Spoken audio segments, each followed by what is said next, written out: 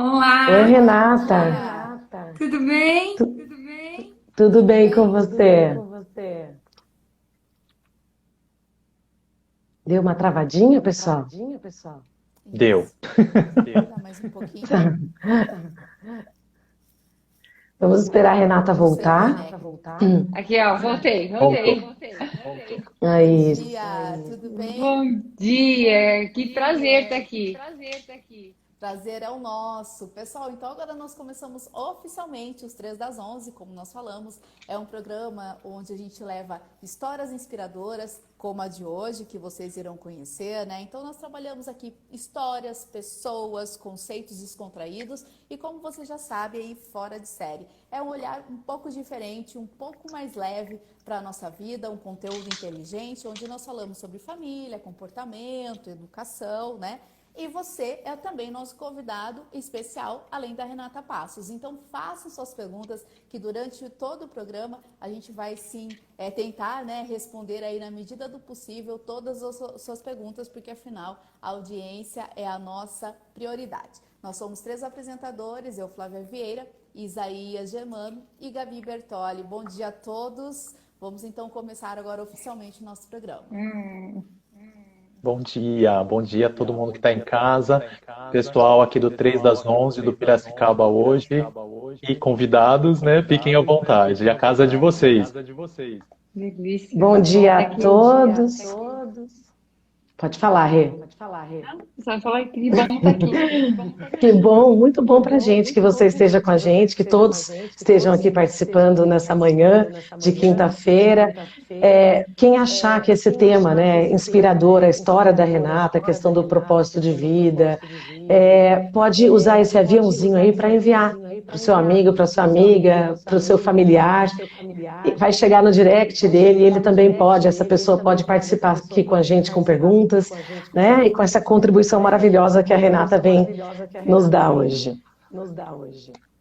É uma alegria tão grande para mim, né? Que fui sua mentoranda no ano passado, ter você aqui. Eu experimentei, vivenciei realmente a mudança na minha vida depois da mentoria. E assim, eu vejo você realmente uma inspiração para outras mulheres, não só eu, acho que todas que te conhecem, como filha, mãe, esposa, mulher, profissional, e que é um universo cheio de vontades, de desejos, né? De obrigações, de sonhos, e que a gente vai conversar hoje com você, que é mentora, eu coloquei mentora de sonhos e propósitos. Uhum. Eu Eu vou tirar. adorei a chamada. Sabe quando você ouve, você fala assim, nossa, essa sou eu? Que legal!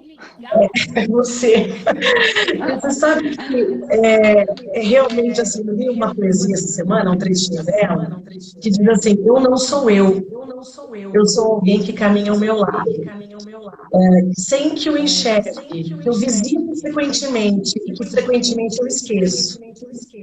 E é um trecho de um poema de Rui Ramon Lemos, que diz assim, Fernando Pessoa, e que eu acho que está acompanhado de si mesmo nessa caminhada, né? Às vezes pode ser não um grande alento. A verdade é assim, sempre vai ter esse diálogo que a gente tem com a gente mesmo, de como a gente se permite enxergar, porque se visitar gera um desconforto. Eu acho que tudo começa daí, né?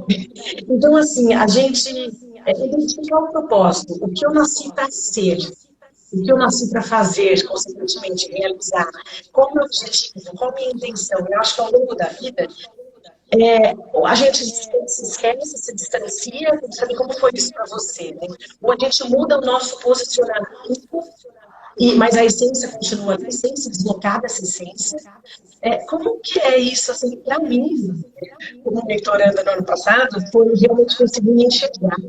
E aí, então, passar a ousar ser eu mesma. Né? E agora eu quero saber para você a sua história, né? O que o pessoal quer saber. Com certeza vai inspirar outras pessoas. Eu vou explicar melhor tudo isso que eu comecei aqui com você. Obrigada, Gabi, primeiro, tá dando um obrigada. pouquinho de eco, pessoal. Gabi, vê se é o seu microfone. Ah, tirou já? Tirei. Eu vou pôr de novo, daí vamos vendo, cada um vai Agora testando. melhorou. Melhorou. Eu falando tá com eco também para vocês? Você não, Não. tá ótimo. Bem pouquinho, mas tá bom. Quer que abaixe Foi um mais pouco? a Talvez Gabi, o som. foi mais a Gabi, tava bem. É, porque vocês dois falando não tá para mim. Só eu, né? Ah, então tá Melhorou? ótimo. Deixa eu ver um pouquinho. Fala mais, Gabi. Você melhorou, porque eu tirei o fone no meio da conversa aqui. Ah, Não, melhorou. Está já melhor. melhorou. Tá, não, tá ótimo. Então é Pra mim fone tá mesmo, ótimo. é fone. Bom, Então então, como primeiro, foi assim, rir eu para estou você muito essa feliz história? aqui. Eu estou muito feliz de estar aqui, estou muito à vontade de estar aqui. Fiquei feliz demais de ver você aqui, em especial, porque eu acompanhei a tua trajetória. E te ver aqui com eles faz muito sentido em tudo que você faz, em tudo quem você é. Né? Trabalhar assim, trabalhar em equipe, trabalhar com comunicação, ficar assim para o outro, para fora, com equipe, porque existem algumas pessoas que na essência precisam trabalhar com outras pessoas, se alimentam com outras pessoas. E quando a gente entende a nossa inclinação natural, a liberdade que é, a leveza que dá na vida é incrível. Né? E É hoje eu verdade, só consigo ajudar outras mulheres de tanta dificuldade que eu tive. Então, se vocês me derem liberdade, eu quero falar como Renata, não como a mentora das mulheres, porque isso não é o que eu sou. Eu estou mentora de mulheres, mas eu sou a Renata. Eu não sou esse papel que eu represento, eu sou a Renata. Né? E a Renata é uma mulher cheia de dúvidas, cheia de dificuldade. E que eu tive muita dificuldade, muita dificuldade. Eu tive muita dificuldade de me reconhecer. E eu me identificava muito, né? Então, eu tive um processo muito grande de emagrecimento na adolescência e eu tive uma identificação muito forte com a atividade física. Então, eu não olhava para mim, eu olhava para o que eu me identificava naquele momento. Então, fui fazer faculdade de educação física. Mas eu me identificava com a atividade física como liberdade, com academia. Não com todas as outras matérias, que eram 50. Então, eu ia mal em todas as matérias, né? Acabava assim, né? Tinha que tirar 10 na teórica, porque eu tirava 3 na prática para ficar com média. Por quê? Porque eu não era aquilo não era minha inclinação natural, aquilo não era minha essência. Eu tinha uma identificação, eu falava, agora é isso. Né? E depois eu fiz outra faculdade, eu fiz fisioterapia, e na primeira semana eu percebi, não é isso, mas eu vou até o fim, que é o que tem. É o que tem para hoje, eu vou, e graças a Deus eu fui até o final, e não fiquei buscando, porque eu sempre tive essa inquietação. E hoje eu sei que essa inquietação é minha inclinação natural, é minha natureza. Eu sou inquieta. Eu fico bem por uma semana. Eu não consigo repetir nem os mesmos modelos de mentoria, eu não tenho produto digital gravado. Eu quero fazer um novo. Eu quero fazer outro. Eu quero fazer outro. Então essa sou eu. Então, independente do que eu vou fazer, independente da profissão, eu ciclo, eu mudo, eu sou um mundo de Renata. Então, nenhuma profissão sozinha vai me caber.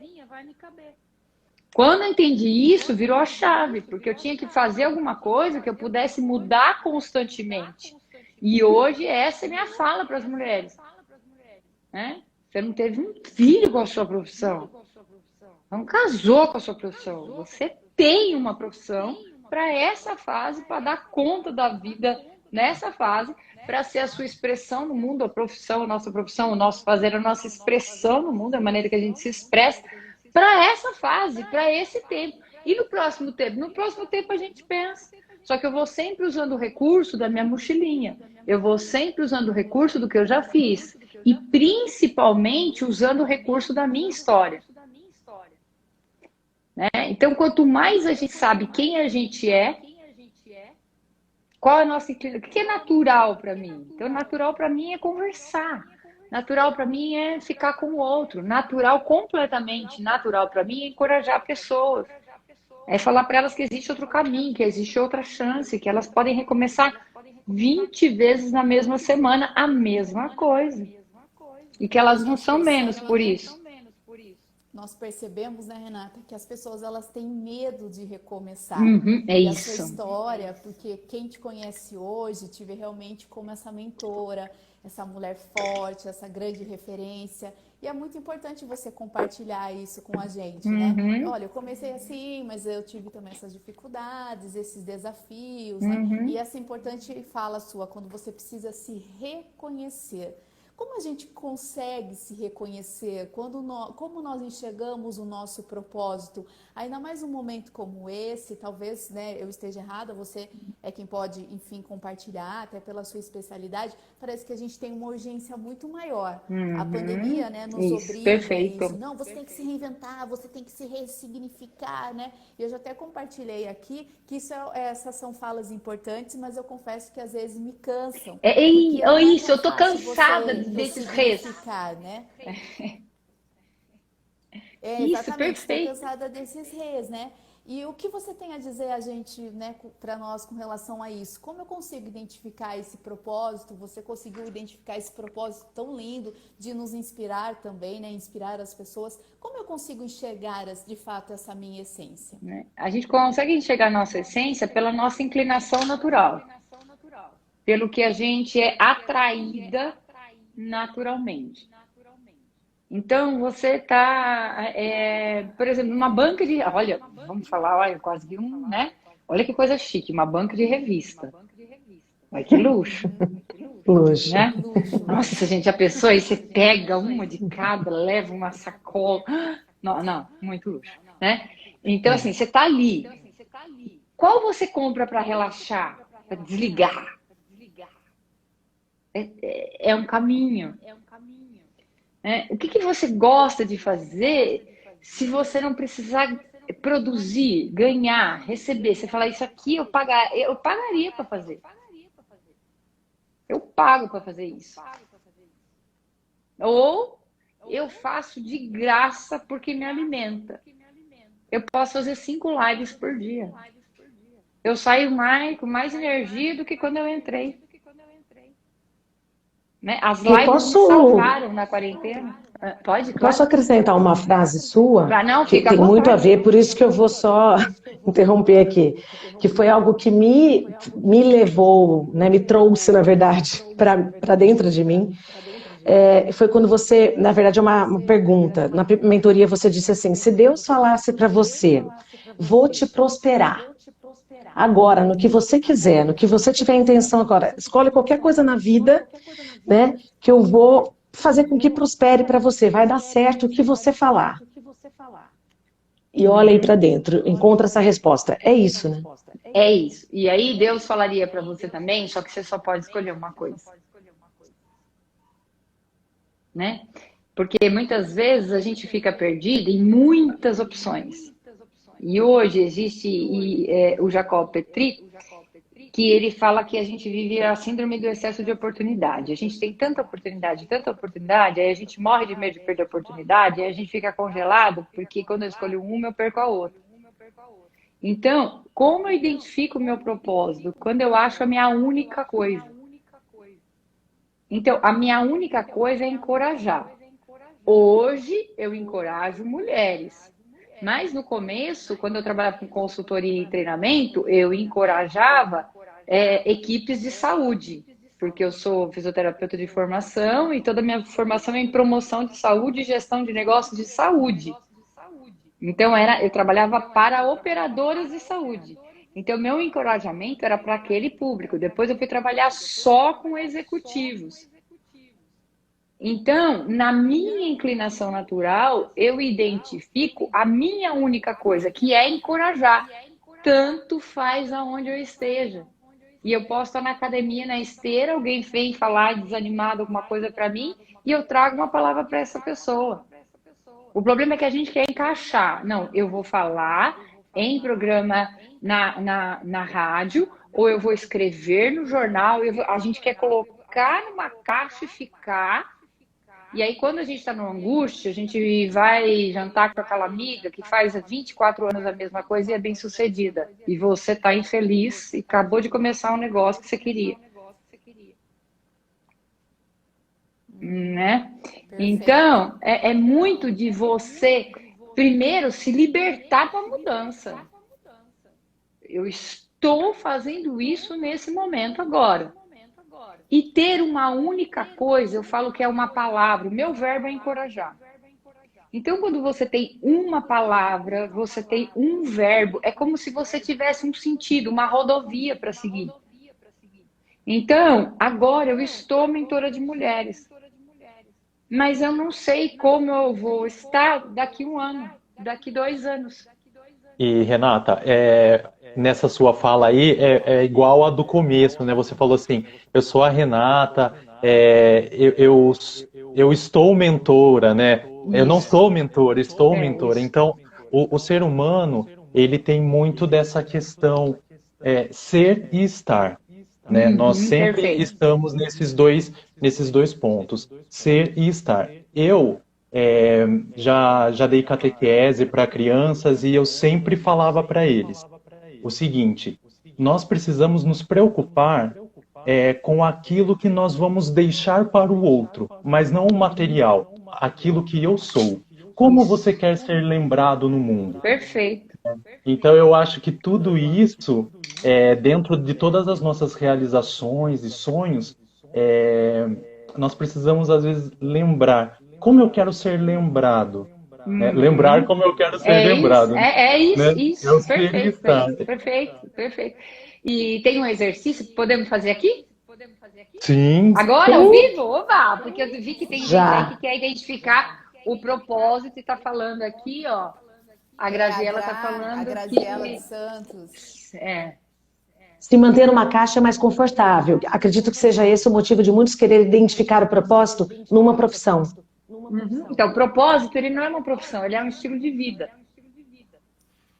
Você um jeito vive de ser, dentro né? do seu propósito, é um jeito de ser. Eu não sou encorajadora quando eu estou aqui com vocês, a hora que desliga. Com as minhas filhas eu não sou, com as minhas amigas eu não sou, com o meu marido eu não sou. Isso é emprego. Não é propósito. Né? Eu dou o meu melhor ali, acabou, fecho a gaveta. O propósito é um estilo de vida, é um sentido para a sua vida, é um significado, é a tua parte no todo. É como se o propósito é como se fosse a vida fosse um grande quebra-cabeça e você fosse uma parte, né? Só que assim, quanto menos a gente se conhece, sabe aquele quebra-cabeça que é o céu? Tudo é azul, mesmo tom. E você olha para a caixa e não encontra. Quando a gente não se conhece, o propósito é isso, né? Então, o exercício que ele fez, que ele falou agora, e que a gente faz é assim, né?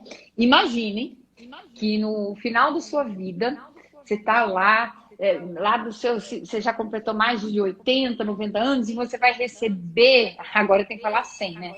E você vai receber uma grande homenagem. Você está no palco, está toda a sua família, e você olha para trás, além da sua família, com todos os seus amigos, todas as pessoas mais importantes da sua família, de todo o seu convívio, você vai ser realmente homenageado.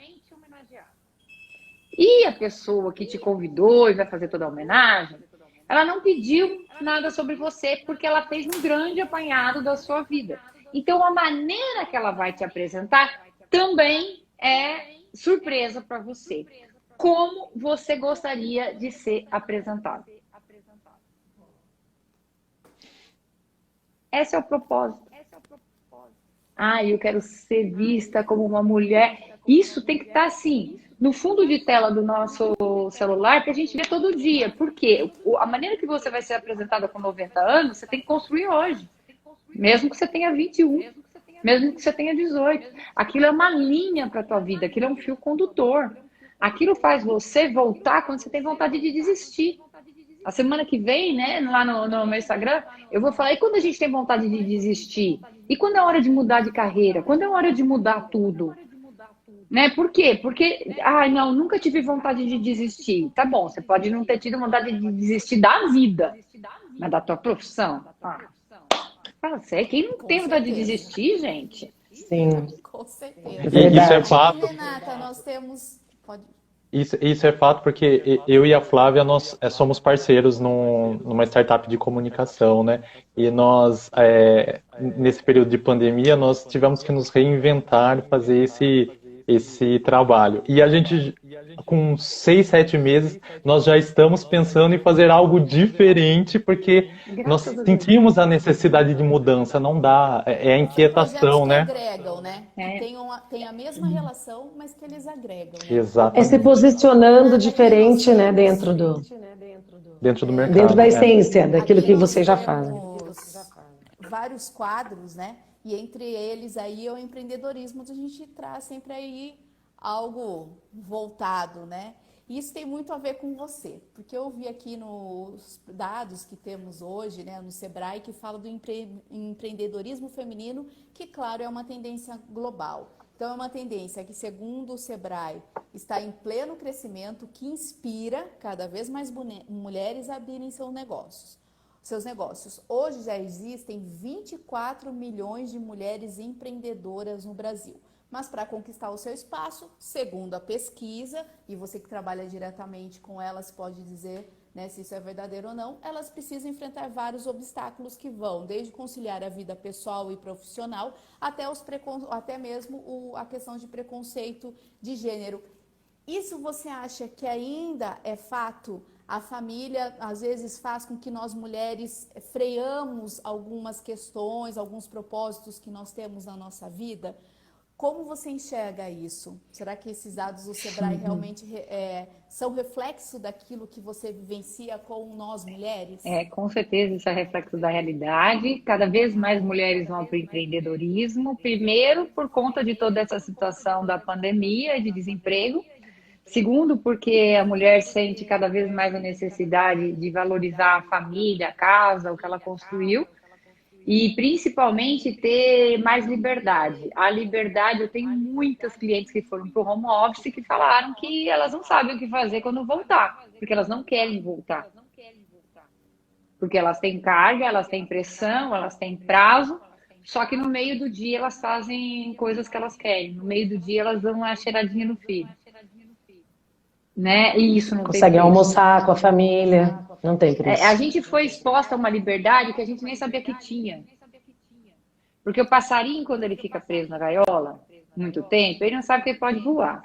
Então ele fica a vida inteira, e aí pode abrir a gaiola e pegar o alpiste, ou a pessoa que está cuidando de ficar de costa, abrir a janela, pode fazer o que for, o passarinho fala assim, ele nasceu ali. A hora que você mostra para o passarinho que você pode voar, como que você põe ele na gaiola de novo? Então, eu acho que essa é a primeira questão do empreendedorismo depois do desemprego. Da necessidade, realmente, de hoje a mulher contribuir cada vez mais para a renda familiar. Né? E o terceiro ponto importante, que essa geração não é uma geração como a minha, por exemplo, que quer crescer a qualquer custo, fazendo qualquer coisa, de qualquer maneira, desde que aquilo tenha resultado. A gente está vivendo uma geração que quer mais sentido, significado. E isso foi intensificado com a pandemia, com a finitude, com a possibilidade de da vida ser tão frágil. A gente sempre soube de ouvir falar. Agora, a fragilidade da vida é fato, porque morrem pessoas com 40 anos, com 28 e com 98. Exatamente na mesma família, exatamente pelo mesmo vírus. Então, o vírus olha para nós e fala assim, olha, vocês não são tudo isso. E vocês não têm o controle que vocês acreditavam. Então, assim, o senso de urgência ficou muito aumentado em todos. Que a mulher é sempre mais rápida para responder desculpas. Mas é verdade. Mas é uma realidade. A mulher é muito rápida para responder. Ela sente, porque a mulher é visceral. Então, ela sente e ela já faz. Ela sente, porque o homem, ele pensa, mas ele fala, bom, o que está acontecendo? O que é? O que é? Isso é natural, é da anatomia, da natureza. E a mulher já tem um instinto grande demais de sobrevivência e de cuidado. É biológico isso. Então ela vai na frente, ela se atira mais e ela vai empreender cada vez mais. Sobre as diferenças que você falou, né? Eu estava lendo um material esses dias que a gente ainda vai demorar para ter uma igualdade, principalmente em cargos de liderança, mais um século. Ou seja, minha filha mais nova de 17 anos, ela ainda não vai viver a igualdade quando a gente fala de lideranças, quando a gente fala de corporações. A gente não vai viver, a gente não vai ver. essa igualdade. O fato da gente não ver não quer dizer que a gente não possa contribuir para essa igualdade, né? Mas quando a gente fala de igualdade, é uma igualdade respeitando as diferenças. Porque a gente quer ser igual na posição, na liderança e no respeito, mas a gente quer também a flexibilidade, que o homem não está nem aí com ela. O homem não quer sair para levar o filho no pediatra. Ele não quer ir. Ele ama o filho, mas ele não quer sair para levar o filho no pediatra. E para a gente funcionamento isso dele. é fundamental. Mesmo que seja uma consulta de rotina. Percebe? Então, essas diferenças sempre vão pesar a favor e contra nós. É regra do jogo. E todo jogo foi montado de maneira masculina pela nossa... toda a nossa história. Pela nossa história, pela nossa colonização. Nós fomos colonizadas de maneira extremamente focada no homem como força de trabalho. Existiram grandes revoluções, grandes mudanças. A Revolução Industrial levou as mulheres para a fábrica, né? Mas a nossa colonização toda foi em cima do trabalho do homem. Então, a gente ainda tem muito a fazer, muito a conquistar. Por isso que eu acho que o empreendedorismo para a mulher é uma chance maravilhosa. Apesar dos desafios serem gigantes e muito maiores, porque nós queremos isso e aquilo. Né? A gente quer resultado, a gente quer sucesso, né? A gente quer ter impacto na sociedade, mas a gente também quer ficar com os nossos filhos, a gente também quer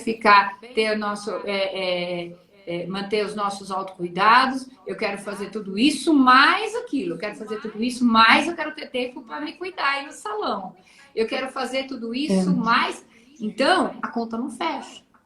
É aí que entra uma... a gente viu que, acho que tem uns comentários aí da audiência, mas não são exatamente perguntas, né? Então depois a gente fala esses comentários no final. Isaías, então vai você para a sua pergunta. Eu vou passar para a Gabi, porque ela já estava formulando, depois eu volto para a minha. Tá bom? A minha faz sentido com essa última fala da Renata. É o dilema, né, da mulher, e sempre foi cada vez mais, né? Essa questão da gente conseguir administrar o lar, os filhos.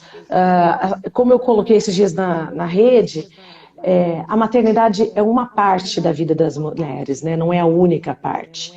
Isso é muito importante que a gente tenha bem claro em mente. Então, eu acho que ao longo da vida, de acordo com as necessidades, nós vamos priorizando isso ou aquilo, para aquele momento. Mas eu senti que quando eu tive meu segundo filho, eu me perdi. Eu me perdi no meu propósito e realmente priorizei a maternidade naquele momento de tal forma, e até muito por essa visão que eu carrego de uma educação machista, de uma família machista, de que eu tinha que fazer determinadas coisas. Que nem sempre, talvez, eu me identificasse com todas elas. Mas eu fui entrando naquela onda e levando uma vida na qual eu não estava muito feliz. Eu amo os meus filhos, eu estava muito feliz com essa parte de poder me dedicar, e é um privilégio, né, que eu pudesse me dedicar à maternidade exclusivamente por um período que durou pouco. Porque logo a Gabriela, as outras partes, foram vindo novamente, surgindo, emergindo, e eu fui tomando as rédeas de outras coisas que também eram importantes para mim. E eu vejo muitas mulheres, Renata, você também vê, tenho certeza, mais do que eu, passando pela mesma situação, né? Quando é que a gente se perde? Por que é que a gente se perde? E como é importante a gente ter em mente que não está tudo bem não ser multitarefas. Nós somos múltiplas, nós damos conta, nós damos. Mas se a gente for noiar nessa questão de multitarefas e dar conta de tudo, teve uma mãe que me escreveu esses dias: Gabi, como é que você consegue dar conta de tudo? Ai, eu te admiro, não sei o quê. Eu falei, mas quem disse que eu dou conta de tudo? É essa a imagem que eu tô passando? Não. Tem dias que eu não dou conta de nada, tem dias que eu dou conta de algumas coisinhas, outras não, né? E assim a gente vai, mas encontrar nossas prioridades, não é, Renata? É isso. Até nós temos aqui a Maru Laços, ela disse: me sinto sobrecarregada. Decidi empreender há 2 anos. E realmente ela é interessante que ela coloca, né? Essa administração, ela é bem difícil. É, Quando a gente consegue entender quem a gente não se encaixa no padrão do que é para fazer, do que tem que ser feito. O autoconhecimento, né? Eu sempre falo que a gente tem que unir o autoconhecimento com o conhecimento do auto. Ele é extremamente libertador. Porque eu nunca fui uma mãe que ficava sentada 4 horas, 3 horas brincando. E eu não sou menos mãe. Eu sou uma mãe muito melhor para minhas filhas adolescentes do que eu fui para meus filhos bebês. E tá tudo bem. Né? Eu não preciso ser uma mamãe que é excelente em introdução alimentar e ela é uma super boa mãe de filhos de 7, 8 anos e nossa, como ela lida melhor com os adolescentes. A gente muitas vezes quer muito reconhecimento na maternidade. Se a pessoa fala que você não é uma boa jornalista, que você não é uma boa comunicadora, você pode ficar chateado. Mas se fala que você não é boa mãe, ela acaba com você por 1 ano. E às vezes você nem mal conhece a pessoa. Né? Então, muitas vezes, a gente coloca na profissão, no empreendedorismo, na maternidade, a nossa identidade. Por isso a gente se perde tanto. Porque a gente pega o nosso RG e vai dando. Agora é para um filho, agora é para o outro, agora é para essa profissão. Agora eu trabalho nesse jornal. Logo, então, eu sou o Isaías do jornal. Eu sou a Flávia da startup. Eu sou a Gabi, mãe do fulano. A Gabi, mãe do fulano, a Gabi, mãe do fulano, a Gabi, nossa, assim, e cadê a Gabi?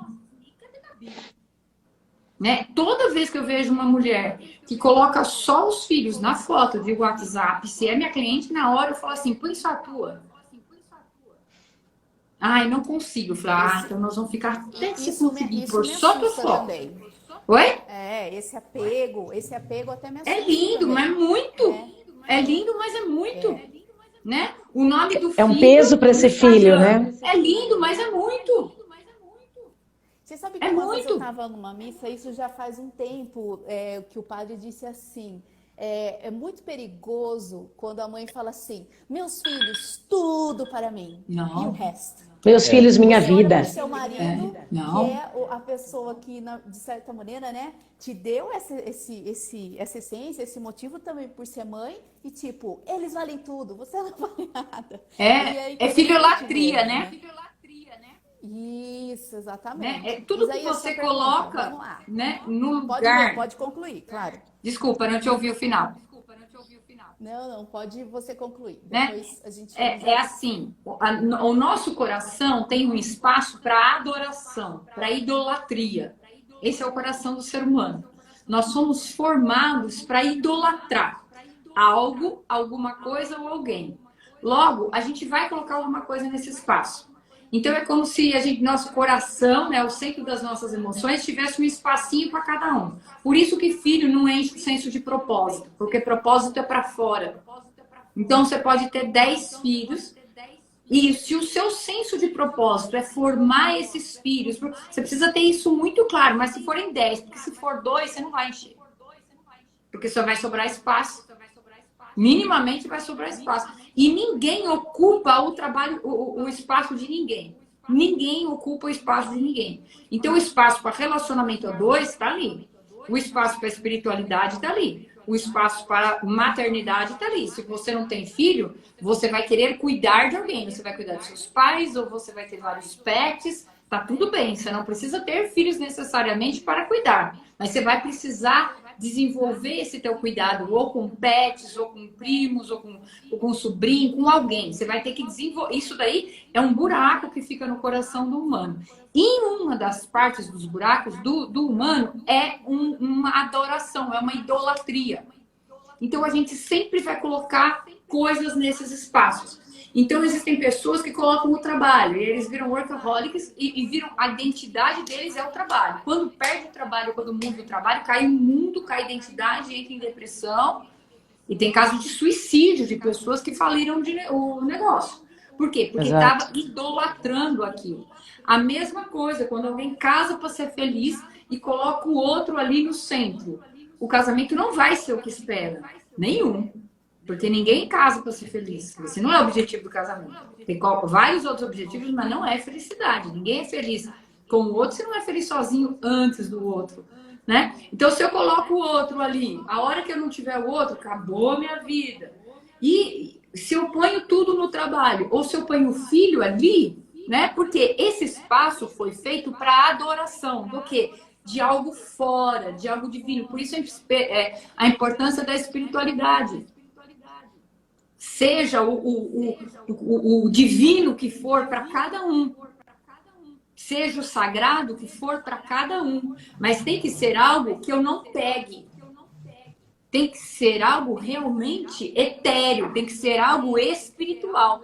Tem que ser algo que eu não veja. Tem que ser algo que eu sinto a presença, mas que eu não veja. Tem que ser algo acima de tudo e que eu não pegue. E que eu não tenha controle, que eu não tenha domínio e que não vá me dominar. Então, porque o nosso coração é muito idólatra de coisas. Eu não fico sem, não aguento, a minha vida é os meus filhos, a minha vida é isso, não, a nossa vida não é isso. Nossa vida é mais, nossa vida é maior. É um monte de coisas. Nossa vida é um mundo de coisas também. E eu acho que tudo isso também ele é introjetado em nós, né? Eu falo que eu sou um homem feminista, né? E às vezes eu sou mais feminista do que as mulheres que me estão ao lado. Por que eu falo isso? Porque eu entendo o feminismo, tanto na questão do sucesso profissional, pessoal, eu entendo que quando uma mulher ela consegue ganhar o espaço dela, nós homens também conseguimos. O nosso espaço junto, em parceria. Então, eu acho muito triste quando a mulher ela se beneficia, entre aspas, do machismo. Né? Ela entra naquela concha de que eu sou a mulher que só vai ficar em casa, eu não vou trabalhar, ou eu só vou cuidar da casa. E isso não abre espaço para que eu, homem, né, também exerça o meu papel um pouco mais feminino de também querer levar o meu filho ao pediatra e me sentir satisfeito com isso, de eu falar, nossa, hoje eu vou fazer o jantar, eu vou limpar a casa, a minha esposa ou o meu parceiro ou a minha parceira, ela vai cuidar da parte financeira enquanto eu cuido da casa. Então, há uma dificuldade entre as partes e eu acho que o feminismo ele é muito importante para a gente conciliar o universo, né? A mulher é um universo. Verdade. A Elisabeth Ludovico, né, uma psicanalista francesa, ela fala muito da importância da gente entender o nosso masculino e o nosso feminino que habita dentro de cada um de nós. Né? Todos nós temos um masculino e todos nós temos um feminino dentro de cada um de nós. E eles não podem ficar brigando. Então, quando eu alimento só o meu feminino, o cuidar da casa, o cuidar, eu não consigo realizar, porque o realizar, o fazer, o acontecer, o ir para fora é masculino. E é o masculino de dentro de mim. Né? E muitas vezes, quando a gente tem esse desequilíbrio, eu fico muito impositiva, eu fico muito para fora, eu fico muito realizador e eu não consigo cuidar. E o que acontece na maternidade, principalmente nos 2 anos depois que sucedem ao nascimento de um bebê? O masculino, o feminino fica muito aumentado, porque ela precisa do cuidado e hormonalmente a ocitocina está ali mostrando, ali, está amamentando, ela está ali toda, né? E aí é como se o cérebro dela tivesse sido raptado. E é algo completamente orgânico, natural, fundamental. Porque se ela tiver com o masculino, com fazer muito forte, como que ela cuida dessa cria? Sobrevivência, né? Então é perfeita, a natureza é perfeita. O que eu preciso lidar é com esses dois dentro de mim. Eu não preciso alimentar só o meu lado masculino de ir, fazer, acontecer, ir para frente, e a igualdade, eu quero meu espaço, e eu vou. E eu não preciso só alimentar o meu cuidado, lamber minhas crias, né? É esse, eu vou, eu faço. E muitas vezes, por desconhecer isso, a gente fica muito no só eu vou e não faço, ou só fui feita mesmo para cuidar. Acho que o negócio de Sim. trabalhar e de realização e de sucesso não é para mim. Até aqui o eu confio diz, né? Todo desequilíbrio é prejudicial. Isso. É fato. Gabi, agora esse é o momento do comportamento. Comportamento hoje tem tudo a ver com o que a gente está falando aqui. Deixa eu tirar aqui, estou me atrapalhando. Eu peguei aqui uma escrita do Leandro Carnal dessa semana, que é o seguinte, vamos começar assim. Tá gordo? Tá magro demais. Tá exagerando na academia? Vai fazer exercício, né? Posta demais? Nunca posta. Para de ler tanto. Leia alguma coisa. Você é vaidoso, hein? Para de ser tão humilde. Para que se arrumar tanto? Afirmações que a gente escuta demais ao longo da vida. E todas elas, não tem nenhuma que a gente não tenha escutado, eu acho. Você deveria se valorizar mais, colocar roupas melhores. Assim, não tem jeito, ou a gente vive, ou a gente agrada aos outros. Uma pista, a dor do mundo é infinita, e muitas amam projetá-la. Tem muita gente que vale a pena, e tem outros... Escolha, sempre temos a escolha, né? Então é o texto dele que eu gostei muito. Que lindo! E aí eu entro na questão do comportamento do vício da busca por aprovação, que a síndrome da boazinha, do bonzinho, mas acho que principalmente acomete mais as mulheres por conta dessa cultura na qual a gente está inserida. Uma matéria da revista Vogue, estar sempre disposta a ajudar, nunca dizer não, colocar os outros em primeiro lugar. Aos olhos da sociedade, essas atitudes parecem louváveis e exemplos a serem seguidos. Mas qual é o limite da bondade? E a gente acaba querendo se encaixar nisso e muito do que a gente não ousa se conhecer, não consegue nem se enxergar, não se permite descobrir quem é, né, quem a gente é, qual é o nosso jeito de ser, qual é o nosso estilo de vida, o que a gente gostaria de viver a todo momento, né? Com mais frequência, pelo menos. Tem a ver com isso. A gente passa uma vida, muitas vezes, querendo agradar os outros, querendo se encaixar num padrão da família. Aquilo que foi dito pra gente quando a gente era criança, que a gente deveria fazer, ou numa fala de uma mãe, ao longo da nossa adolescência. Então, assim, hoje que a gente ainda está mais sobrecarregado, né, as mulheres, esses tempos de pandemia e tudo mais, a gente acorda mais cedo, de repente, para deixar tudo pronto, a casa perfeita, os filhos estão em casa, a gente está trabalhando ao mesmo tempo e tudo mais. Quando a gente tenta querer se encaixar no perfil daquilo que vai agradar alguém, ou alguma ideia que nós tenhamos, né, de perfeição, que é um perigo enorme, porque nós somos imperfeitos, e não nos reconhecemos vulneráveis, a gente está causando um dano, né, gigantesco para si.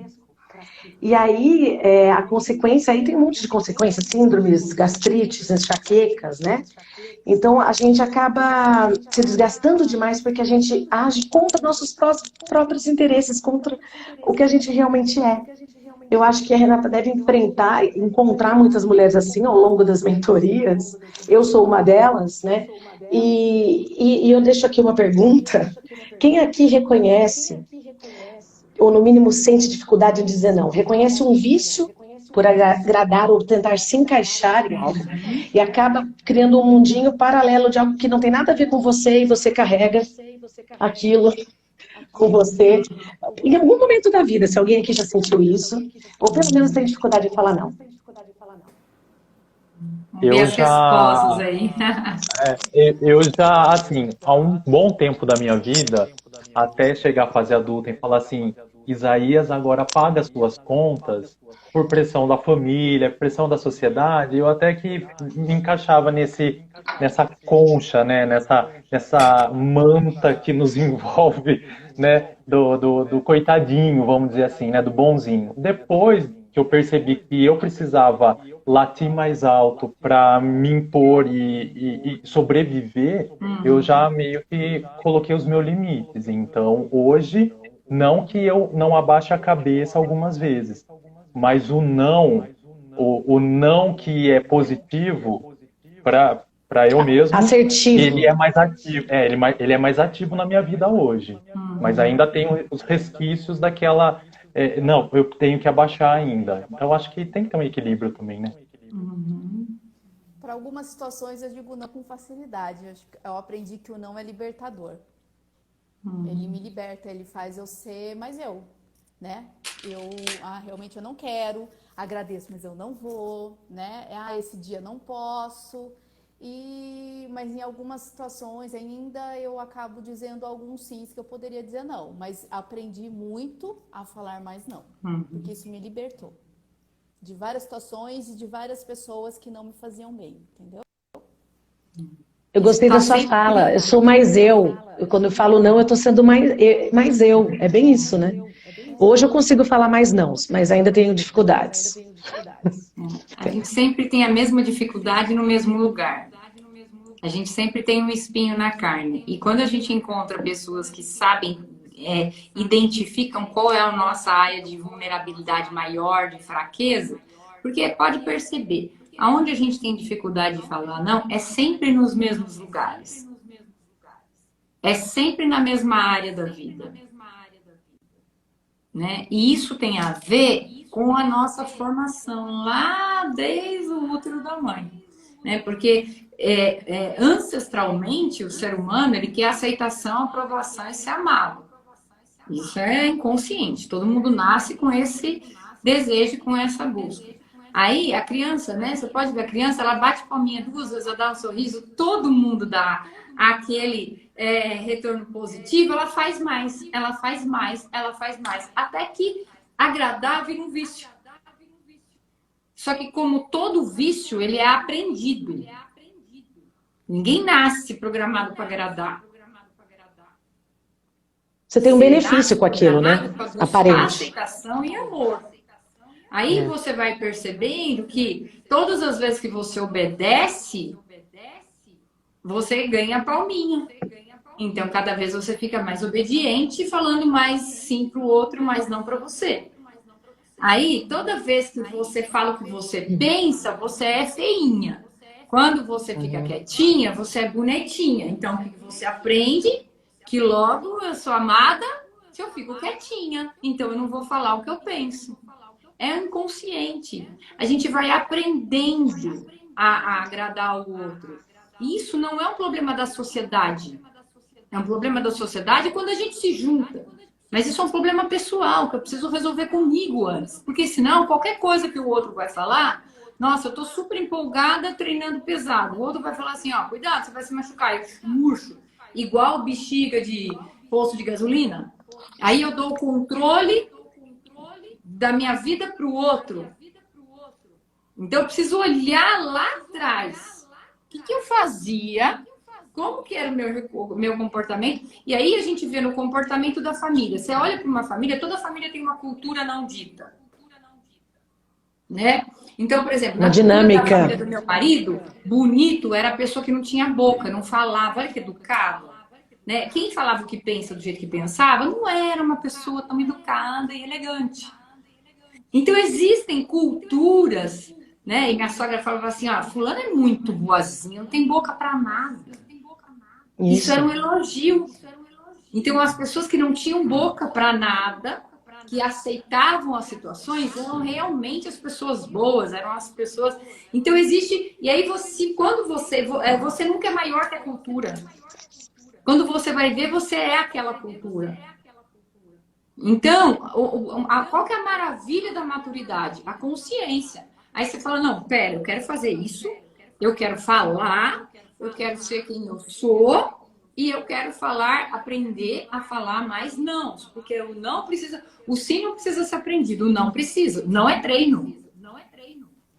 O não precisa ser Ele nos ajuda não com amor.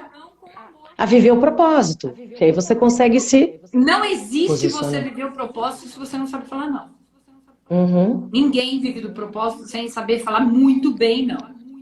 Porque o propósito é uma escolha, é uma mão única. Você vai por um caminho. E aí você tem que falar não para outros. Você tem que falar não para outras oportunidades. Você tem que falar não para muitas coisas.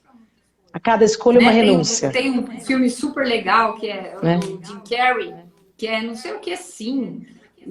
Doutor Sim, uma coisa assim, um filme super antigo, que ele era super mal-humorado, ele falava não para tudo, e ele decidiu falar sim para tudo. Ficou um caos, ele foi viajar para um lugar que ele não queria. Porque sim para tudo também não é normal. Como não para tudo também não é normal. Então, quais são... Eu preciso, quando eu tenho um propósito, eu consigo falar não para o que é importante e fazer as concessões. Quem vive em sociedade faz concessão, senão, né, vai viver... Vira um ermitão, tem que fazer concessão. Como que você vive numa família sem fazer concessão? Não existe. Não é falar, não, eu não quero e acabou. Não quero pizza, hoje acabou-se, todo mundo quer pizza. Não é assim. A gente faz concessões para viver em sociedade. Mas quais são os lugares que eu não vou fazer concessão? Quais são os lugares, quais são as coisas inegociáveis? Quais são os nãos inegociáveis? Eu tenho vários nãos que são inegociáveis e outros nãos que são flexíveis.